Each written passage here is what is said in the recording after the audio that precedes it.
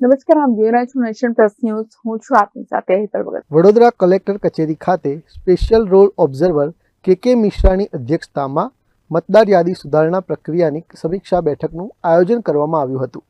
બેઠકમાં છોટાઉદેપુર, ભરૂચ, નર્મદા અને વડોદરા જિલ્લાના કલેક્ટર તેમજ ડેપ્યુટી ઇલેક્શન ઓફિસર ઉપસ્થિત રહ્યા હતા.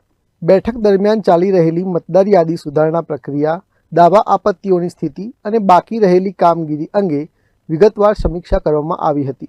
અધિકારીઓને સમયમર્યાદામાં કામગીરી પૂર્ણ કરવા અને પ્રક્રિયામાં પારદર્શિતા જાળવાઈ રહે તે અંગે સૂચનાઓ આપવામાં આવી હતી. આવનારી 17 ફેબ્રુઆરીના રોજ મતદાર યાદીની અંતિમ યાદી જાહેર કરવામાં આવશે તેમ બેઠકમાં જણાવાયું હતું. ચૂંટણી પ્રક્રિયા સુચારુ રીતે પાર પડે તે માટે તંત્ર દ્વારા જરૂરી તૈયારીઓ હાથ ધરવામાં આવી છે. हाँ हाँ, ये एक्सरसाइज चल रही है और उसको इलेक्शन कमीशन के निर्देशानुसार जो काम करना है वो कराया जा रहा है, कर रहे हैं लोग. इस तरह का क्या चीज़ नहीं, मेरी तरफ से कोई इंस्ट्रक्शन नहीं है. ECI ने, इलेक्शन कमीशन ने ऑलरेडी सारे इंस्ट्रक्शन और निर्देश जारी किए हुए हैं और उसका पालन यह है हमारे DOs और EROs और AEROs लोग उसका पालन कर रहे हैं और वो लास्ट लेग में चल रहा है. ये काम कंप्लीट होने वाला है.